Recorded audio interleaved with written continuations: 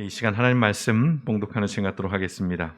우리에게 주신 말씀 지난주와 동일한 본문의 말씀인데요.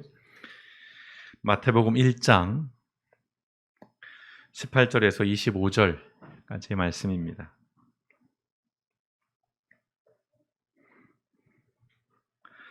마태복음 1장 18절에서 25절 말씀 우리 한 절씩 교독하시고 마지막 절 합독하시겠습니다. 마태복음 1장 18절입니다. 예수 그리스도의 나심은 이러하니라. 그의 어머니 마리아가 요셉과 약혼하고 동거하기 전에 성령으로 잉태된 것이 나타났더니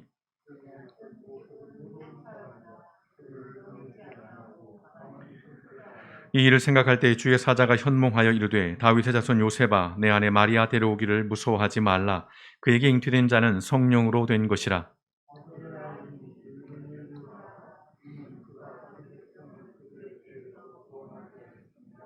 이 모든 일이 된 것은 주께서 선지자로 하신 말씀을 이루려 하심이니 이르시되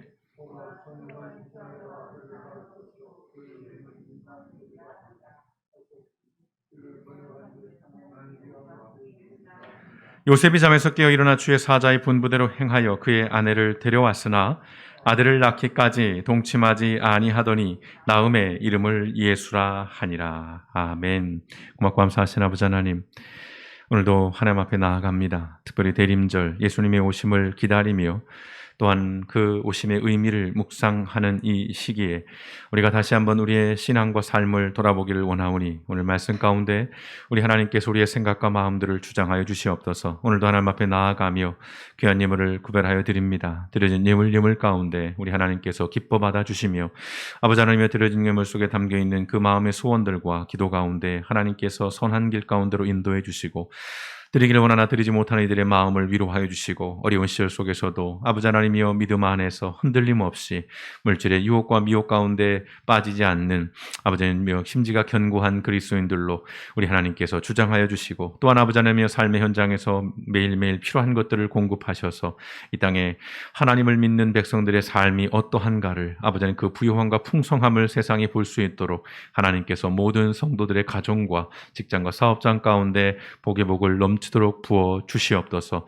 오늘도 아버지 하나님 앞에 예배하는 모든 영혼들이 큰 은혜를 받게 하시고 그들의 마음의 소원들과 또한 아버지 하나님 어려움들과 근심들이 오늘 예배를 통하여 아버지 하나님의 시원케 되어지며 해결되어지며 또한 그것들을 능히 건너갈 수 있는 힘을 얻는 복된 시간 될 수 있도록 하늘의 하나님 오늘 우리 가운데 오시고 우리의 마음을 주장하여 주시옵소서.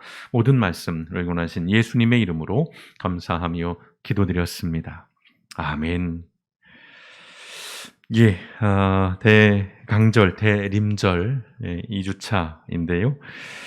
지난 주일 말씀에서 여러분에게 소개해드렸던 방문객이라는 시를 한 주간 어떻게 묵상해 보셨는지요?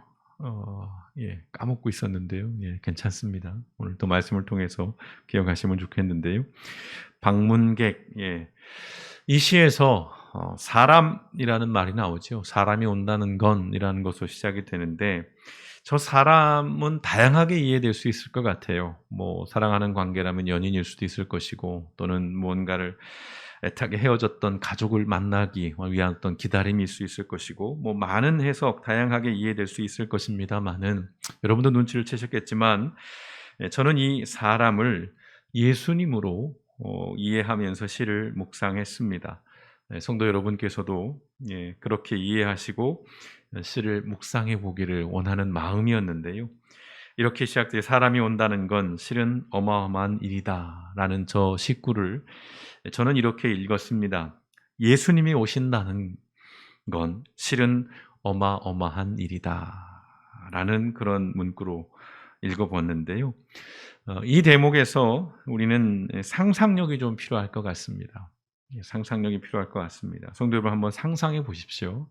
자, 지금부터 이제 상상을 해보시는 겁니다. 그리고 좀 깊이 생각을 해보시면 좋을 것 같아요. 예수님이 오신다는 건 실은 어마어마한 일이다라는 이 문장, 이 말에 대해서 여러분 한번 상상해 보시는 거죠. 자, 예수님, 우리가 하나님이라고 말하죠. 하나님이 사람이 되신 겁니다. 우리와 같은 사람이 되셔서 사람들이 사는 이 세상으로 오셨습니다. 여러분, 여러분 이것에 대해서 어떻게 생각하시고 또 이것이 여러분에게는 어떤 의미로 다가오시는지 모르겠어요. 뭐 사실 신앙생활을 오래 하신 분들은 벌써 뭐 10수년, 20년, 30년, 40년째 늘 이맘때면 한 번쯤은 듣게 되는 관용구처럼 듣게 되는 그런 말들이지요. 예수님이 오셨다. 예수님이 태어나셨다. 예수님 뭐 사람이 되어서 이 땅 가운데 오셨다. 조금 더 전문적으로 말하면 성육신 하셨다. 뭐 이런 얘기들을 수없이 들어오시는데 이것이 과연 여러분에게 어떤 마음, 의미로 다가오시는지요? 하나님이 사람이 되어서 사람이 사는 세상으로 오셨다라고 하는 것, 사실 생각해보면 굉장히 놀라운 일이에요. 예. 세상 어디에도 어느 종교에도 없는 이야기이기도 합니다.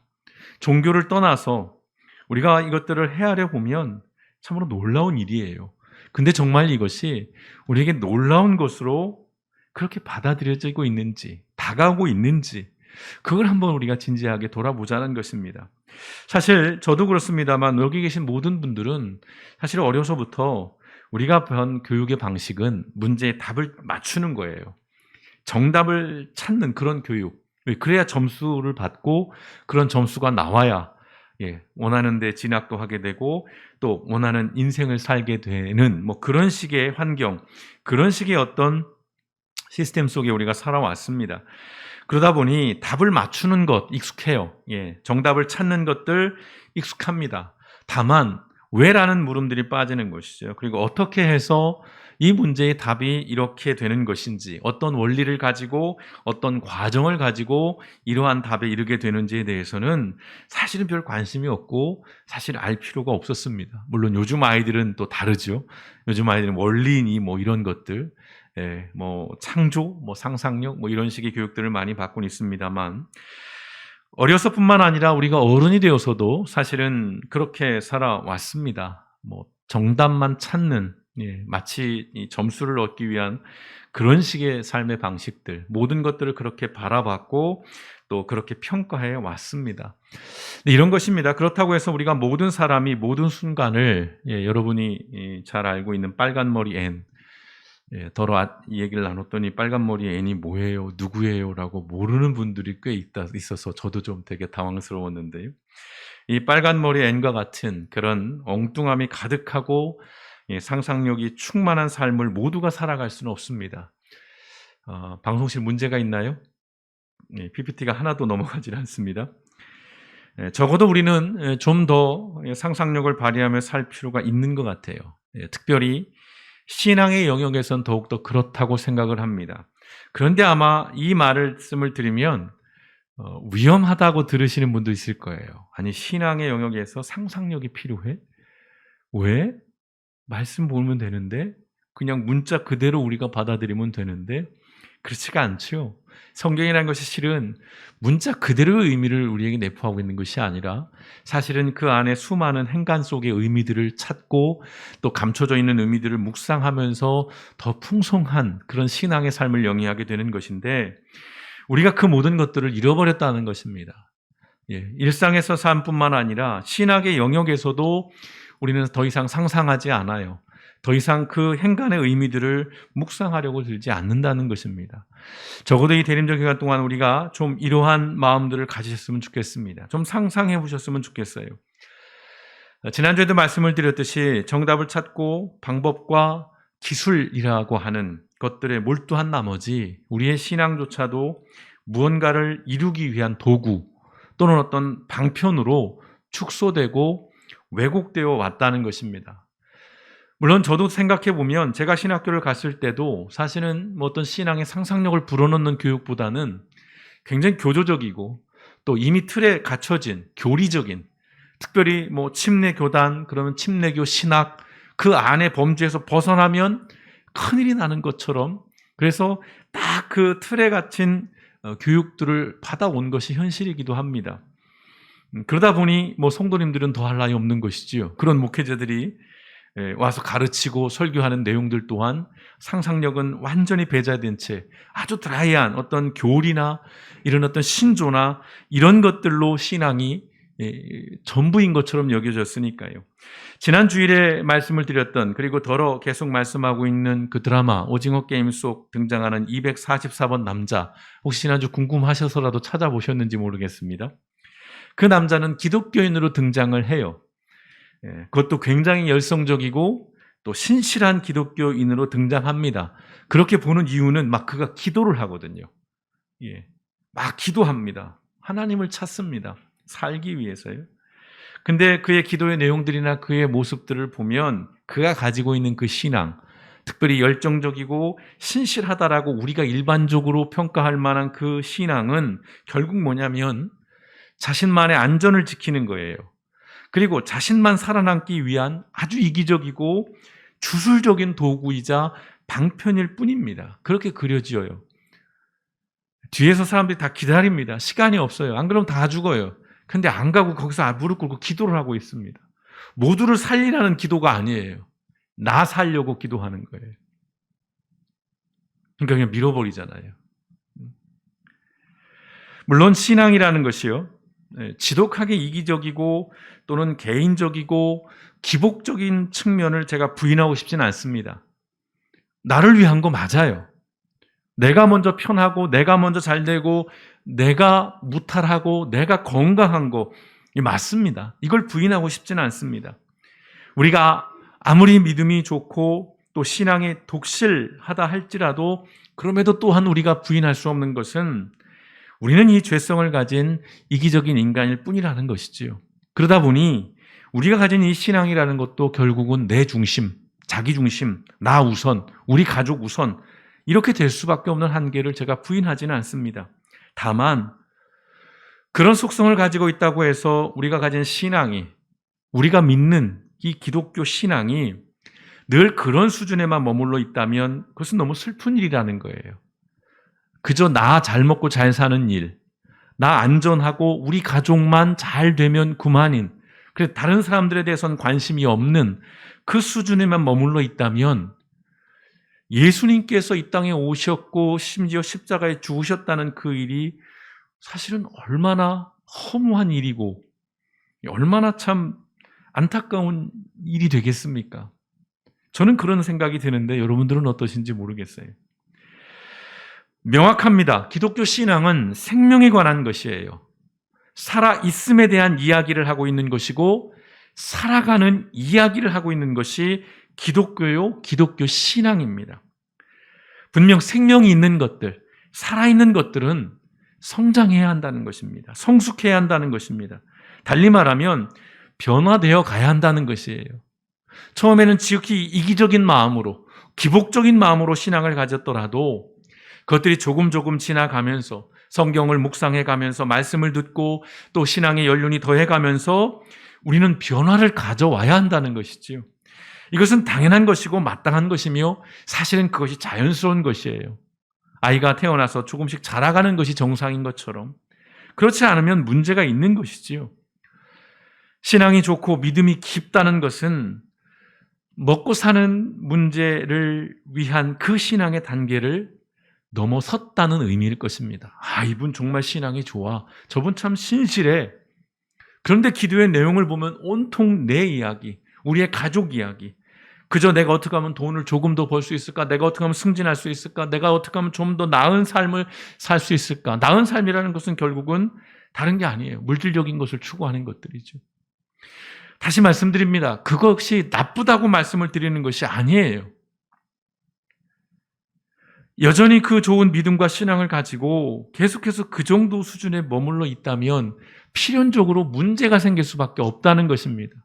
그것이 오늘날 우리 한국 교회가 보여주고 있는 문제들인 거예요. 이제 골마 터져서 드러나고 있는 것입니다. 계속 그 수준에만 머물러 있었던 우리 교회가 이젠 시대와 맞아 떨어지질 않는 거예요. 목사님, 이 세상 풍조를 본받지 말라고 했잖아요. 맞아요. 그런데 그게 잘못 적용되고 있다는 것입니다. 기독교 교리와 신조를 암기하는 것만으로는 예수님이 오신 이유에 대해서 우리는 지극히 단편적이고 그저 현상적인 이해에 머물 수밖에 없다는 것입니다. 또 말씀드립니다. 방법과 기술에 몰두하는 그런 식의 삶의 방식으로는 예수님이 오신 이유에 대해서 교과서적인 대답 말고는 할 수가 없다는 것입니다. 예컨대 예수님이 우리를 대신해 죽기 위해 오셨다. 그 죽음으로 우리를 구원하기 위해 오셨다. 우리에게 생명을 주시기 위해 오셨다. 우리를 심판하러 오셨다. 이 수준에 머물러 있는 거예요. 그러나 물론 맞는 말씀이에요. 틀린 대답이 아닙니다. 정답이에요. 그리고 지극히 성경적인 대답입니다. 그러나 이것만으로는 오늘날 우리 시대의 기독교가 당면하고 있는 문제들을 극복해낼 수 없다는 겁니다. 그래서 지난주에 말씀을 드렸죠. 이것만으로는, 이러한 이야기들로는 그저 물고기를 잡는 방법, 배를 만드는 기술을 가르쳐 줄 뿐이라는 것입니다. 물론 좋지요. 물고기를 잡는 방법을 알고 배를 만드는 기술을 가진다는 것은 좋은데 그 이상의 것을 볼 수 있어야 비로소 예수님께서 이 땅에 오신 이유와 기독교 신앙이 가진 그 정말 정수, 그 부요하고 풍성한 것들을 누릴 수 있다라는 것입니다. 우리의 삶이 고단하고 복잡하며 어려운 것은 사실은 정답을 몰라서가 아니지요. 여러분 살아오면서 정답을 모르는 일은 사실은 없습니다. 우리가 그렇게 하고 싶지 않아서인 것이고 우리가 그것이 불편하고 그것이 나에게 번거로움을 주기 때문에 모른 척하고 외면하는 것이지 여러분 우리가 방법을 모르고 기술이 없어서가 아니죠. 지난주에도 그런 말씀을 드렸습니다. 서점에 나가 보십시오. 성공하는 방법, 돈 버는 방법, 관계를 유지하는 기술, 직장에서 인정받는 방법 이런 식의 책들 어제도 제가 동네 서점을 나가봤더니 짜들하게 깔려 있습니다. 그런 수없이 많은 책들이 정말로 많은데 그런 책들을 다 읽으면 여러분 정말 성공하는 인생을 살고 여러분 행복한 삶을 살 수 있을까요? 물론 도움은 될 것입니다. 상당한 도움도 될 것이에요. 그러나 그런 방법론으로 모든 문제가 해결되고 또 성공하는 삶을 살 수 있는 것은 아닙니다. 방법과 기술이라는 관점에서 우리의 신앙을 이해하면 우리는 당장이라도 교회를 포기해야 해요. 사실은 세상적인 관점으로 보자면. 그리고 저는 목회를 접어야 합니다. 자, 매주 빠짐없이 주일 성수를 하고 매일같이 새벽 예배에도 참석을 하고 매달 정확한 11조를 드리고 교회에서 힘에 붙이도록 봉사활동을 했습니다. 그런데 우리의 현실은 어떻죠? 어느 날 남편은 갑자기 정리해고를 당합니다. 자식은 대학 진학에 실패합니다. 그리고 자신은 암에 걸려요. 설정을 한 게 아니에요. 이게 현실입니다. 많은 그리스도인들이 이런 현실을 빠져 있어요. 여러분 믿음이 부족해서 그럴까요? 또는 그 사람이 회개하지 않고 감춘 죄가 있어서 그게 하나님으로부터 벌을 받는 것일까요? 아니면 헌신이 부족해서 교회에서 더 열심히 봉사하지 않아서 그런 것일까요? 어떤 방법과 기술이라는 관점에서 보면 설명할 길이 없는 거예요. 그렇게 돼서는 안 되는 거예요. 그렇게 예수 믿으면 복 받는다고 했잖아요. 그렇게 예수 믿으면 성공한다고 했잖아요. 그런데 현실은 그렇지 않을 때가 훨씬 많다는 것입니다. 무엇으로 설명하시겠어요? 무엇으로 이해하시겠습니까? 납득할 근거를 어떻게 되시겠어요? 여러분 이런 현실 여러분 어떠시겠습니까? 열심히 교회를 나오고 헌금도 잘하고 봉사도 많이 했지만 현실 내 삶 속에서는 끊임없이 넘어지고 실패해요. 오히려 교회 다니지 않는 사람보다도 더 어려운 고난 속에 살아가는 이 현실을 방법과 기술이라고 하는 신앙의 관점으로는 설명할 길이 없는 것입니다. 자, 그러면 이제부터 더 열심히 예배드리고 더 많은 헌금을 드리고 더 땀 흘려 봉사를 하시겠습니까? 다시 말씀드립니다. 오해는 마십시오. 예배와 헌금과 봉사의 무용론을 말씀드리는 게 아니에요. 야, 그러니까 예배 안 드려도 되겠구나. 헌금 안 해도 되고 뭐 봉사 안 해도 되겠고 그런 말씀이 아니고요. 근원적인 물음을 함께 공유하자는 것입니다. 본질적인 고민을 해보자는 것입니다. 오늘 우리의 신앙과 믿음에 뭔가 오해가 있고 뭔가 착각이 있고 뭔가 오류가 있었던 것은 아닐까 의심해보자는 것입니다. 늘 해오던 신앙의 방식이 아니라 돌아보자는 것입니다.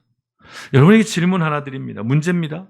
성도 여러분, 토마토는 과일일까요? 채소일까요? 어떻게 생각하세요? 그게 맞아요? 자, 토마토, 과일, 채소. 한때 이게 굉장히 논란이 됐었습니다. 이제는 뭐 사람들이 이렇게 대답을 할 거예요. 채소입니다. 예. 근데 재밌는 역사가 있습니다. 1887년 미국에서요. 과일에는 붙이지 않고 채소에만 세금을 붙이는 관세법이 통과됩니다. 그러면서 이 문제가 굉장히 법적인 문제로 대두됩니다. 토마토가 과일이냐 채소이냐가 왜 중요해졌냐면 이제 세금을 매기느냐 안 매기느냐의 문제가 됐기 때문이에요. 굉장히 웃긴 얘기죠. 그리고 1893년에 결국 미국 연방 대법원에서 이렇게 판결을 내립니다. 토마토가 저녁 식사에는 나오지만 후식으로는 나오지 않는다는 이유로 토마토를 채소로 판결했습니다. 그래서 지금 채소라고 대답을 하는 거예요. 근데 최근의 결론은 뭐죠? 최근 이제 저도 과일로만 알고 몇십 년을 살다가 이거 채소래. 오, 그래?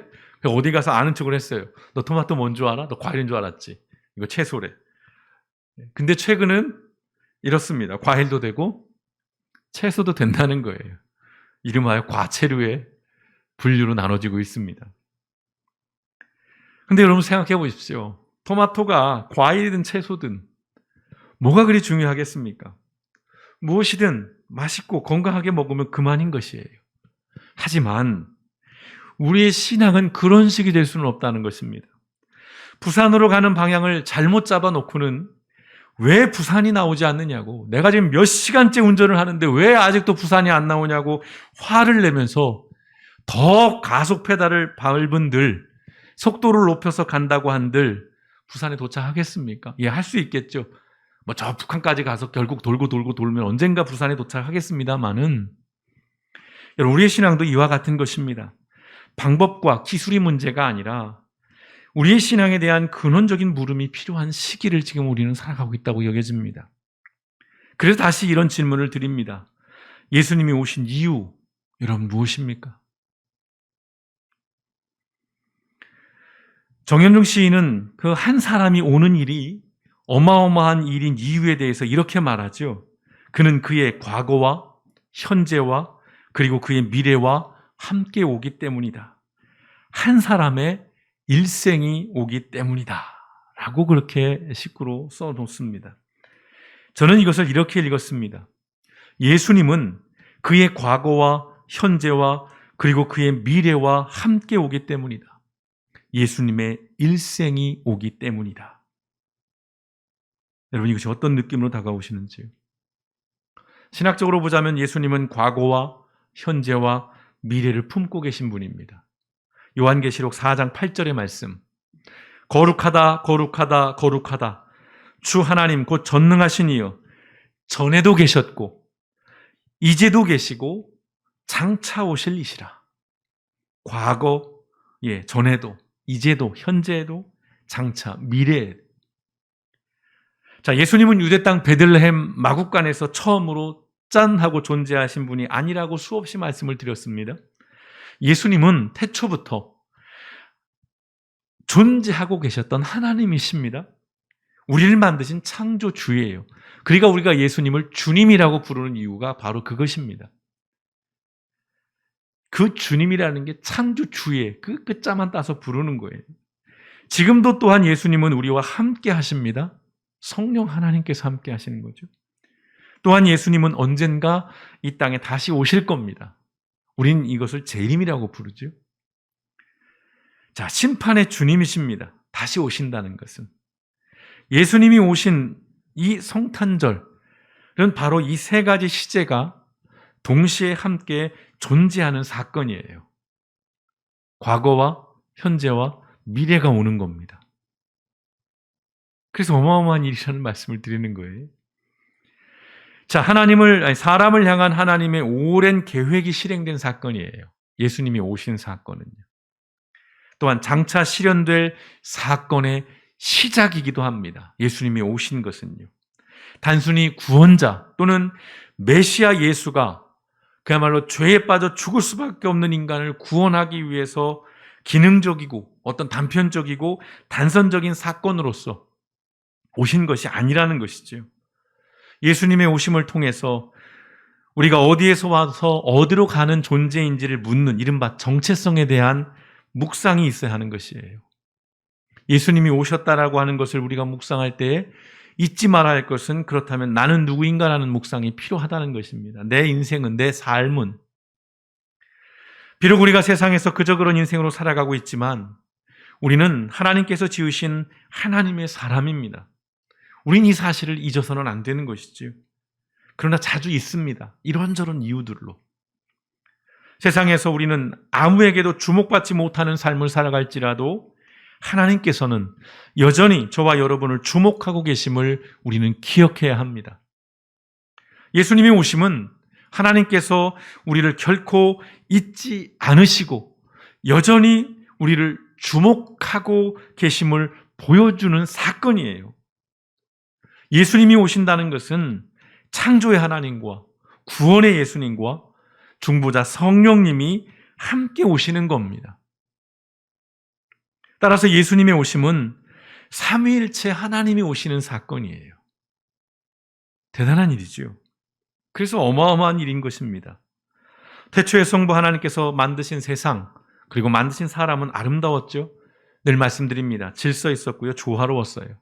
하지만 죄가 세상과 사람들을 깨어버립니다. 그 질서는 무질서가 되고 조화는 깨져버렸죠. 심지어는 하나님을 버립니다. 인간들이. 그러나 하나님께서는 이 깨어진 세상과 사람을 포기하지 않으셨다는 것입니다. 그 포기하지 않으시는 하나님, 끝까지 우리를 붙잡아 주시는 그 하나님에 대한 모습을 가장 잘 볼 수 있는 것이 호세아 11장 8절의 말씀입니다. 굉장히 우리에게 유명한 말씀이지요. 같이 보실까요? 에브라임이여 내가 어찌 너를 놓겠느냐? 이스라엘이여 내가 어찌 너를 버리겠느냐? 내가 어찌 너를 아드마같이 놓겠느냐? 어찌 너를 수보인같이 두겠느냐? 내 마음이 내 속에서 돌이키어 나의 긍휼이 온전히 불붙듯 하도다. 라는 이 말씀. 이스라엘 향한 말씀입니다. 어찌 너를 놓겠으며 내가 어찌 너를 버리겠냐는 거예요. 이스라엘이 착한 이스라엘이 아니었습니다. 아주 나쁜 놈들이었어요. 그럼에도 불구하고 포기하지 않으시는 것입니다. 오늘 등장하는 아드마와 스보임이라고 하는 이건 지명이에요.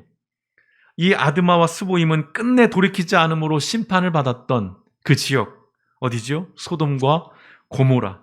그 인근에 같이 붙어 있던 지역이에요. 소돔과 고모라가 징벌을 받을 때 함께 징벌을 받았던 그 지역입니다. 예수님의 오심은 이렇듯 우리를 향한 하나님의 긍휼을 보여주시는 겁니다. 포기하지 않으시고 버리지 않으시고 무엇보다 끝없는 그 하나님의 사랑을 확증해 주시는 사건이에요. 또한 예수님의 오심은 하나님의 긍휼과 함께 우리에게는 좀 불편할 수 있는 얘기입니다. 하나님의 심판도 확증해 주는 사건입니다. 최근에 이제 지옥이라고 하는 그 드라마가 넷플릭스에 또다시 화제가 되고 있는데요. 언젠가 좀 그 이야기들을 좀 나눌 수 있으면 좋겠습니다만, 예수님이 오셨다는 것은 우리에게 막 즐겁고 기쁜 따뜻하고 달달한 이야기만이 아니라 굉장히 무서운 얘기일 수 있다는 것이에요. 하나님의 심판이 분명하고 명확하다는 것을 보여주는 사건입니다. 약속대로 구원자를 보내주신 하나님께서 마찬가지로 약속대로 심판자로 오실 것이라고 하는 그 명확한 메시지를 담고 있는 것이 바로 예수님의 오심의 이 사건입니다. 그러니 예수님의 오심은 구원의 기쁨과 함께 그 심판의 준엄함과 확실성을 확증해주는 그런 사건입니다.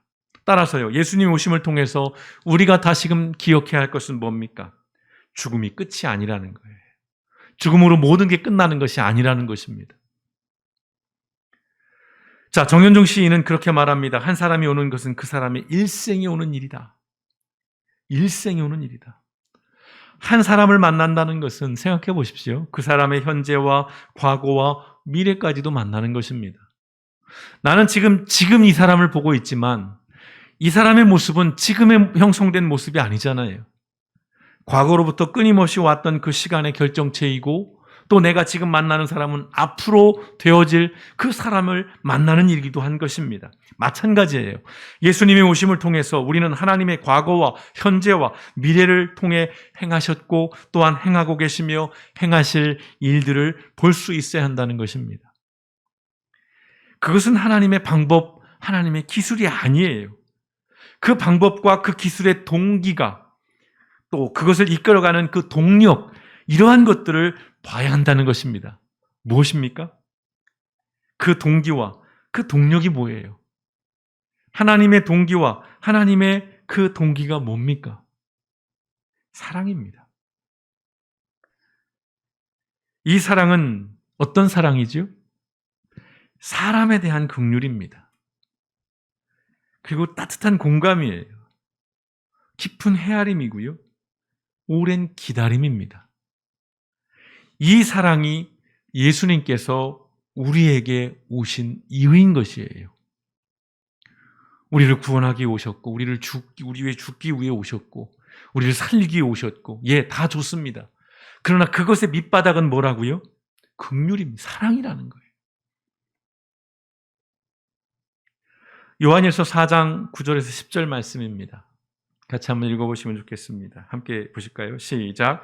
하나님의 사랑이 우리에게 이렇게 나타난 바 되었으니 하나님이 자기의 독생자를 세상에 보내심은 그로 말미암아 우리를 살리려 하심이라. 사랑은 여기 있으니 우리가 하나님을 사랑한 것이 아니요 하나님이 우리를 사랑하사 우리 죄를 속하기 위하여 화목제물로 그 아들을 보내셨습니다. 아멘. 성도 여러분, 결론이 그 뻔한 사랑이라서 혹시 실망하셨나요? 결국은 사랑? 그런 반응을 갖고 있다면 우린 여전히 기독교의 신앙이, 우리의 믿음조차도 방법과 기술이라는 것에 여전히 매몰되어 있다고 하는 반증이 될 겁니다. 여러분, 결국 믿음의 삶은 뭘까요? 저는 이렇게 봅니다. 우리를 향한 하나님의 그 사랑으로 사람이 가진 어찌할 수 없는 한계에 끊임없이 도전하면서 사람을 사랑하며 사는 것이 믿음의 삶의 본질이요, 믿음의 삶의 핵심이라고 여겨집니다. 어렵죠? 참 쉽지 않습니다. 사람을 사랑하는 일만큼 어렵고 힘든 일이 어디 있겠습니까? 믿었던 사람에게 한순간에 배신을 당하고 뒤통수를 맞고 정말 내가 저 사람을 알고 있던 그 모습이 사실은 다 가짜였고 또한 내가 믿었던, 내가 마음을 줬던 그 모든 것들이 한순간에 다 거부되고 거절되는 경험들을 통해서 우리는 말할 수 없는 참담함과 상처와 아픔들을 겪고 삽니다. 내 마음 같지 않은 것이죠.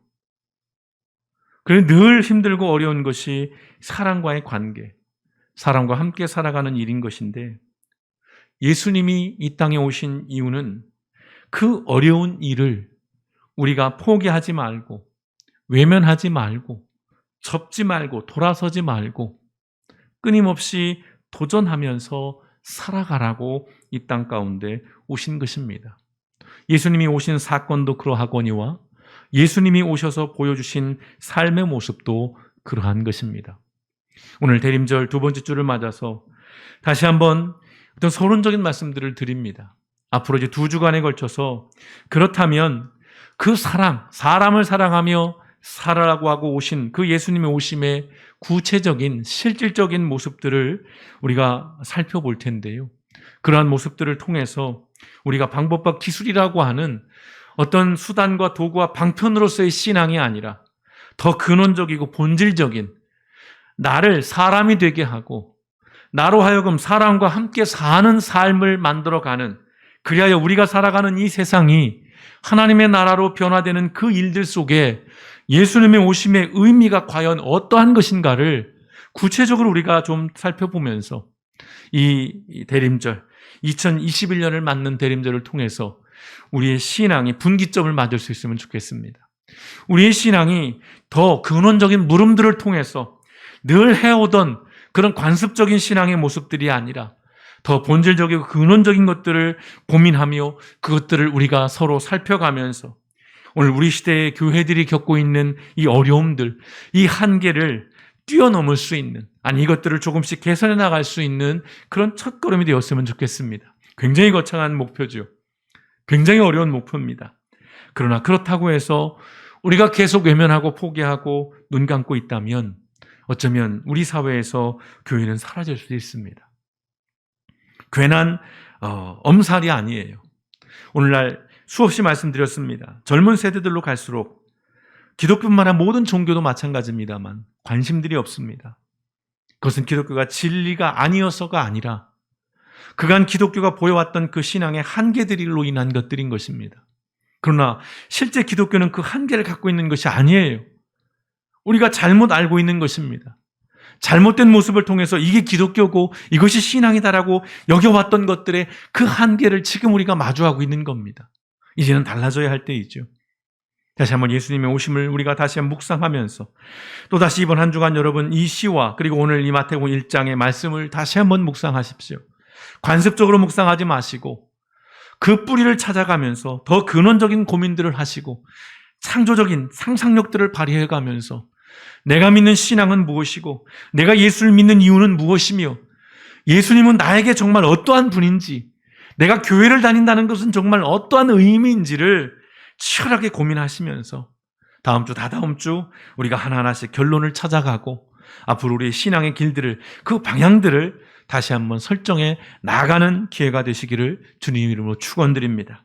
이 한 주 예수 그리스도께서 오신 이유를 진지한 마음으로 다시 묵상하면서 예수님이 오시는 일이 얼마나 어마어마한 일인 것인지 그것이 얼마나 놀라운 일인 것인가를 우리가 다시금 깨달음으로 말미암아 우리의 신앙이 그저 무언가 작은 것들을 얻기 위한 정도의 신앙이 아니라 정말 부유하고 풍성한 인간다운 삶을 살기 위한 밑바탕이요 그것의 동기와 동력이 되는 신앙으로 그렇게 성장해가고 변화시켜 나가는 그러한 첫걸음이 되어주시기를 주님의 이름으로 축원드립니다. 함께 기도하시겠습니다.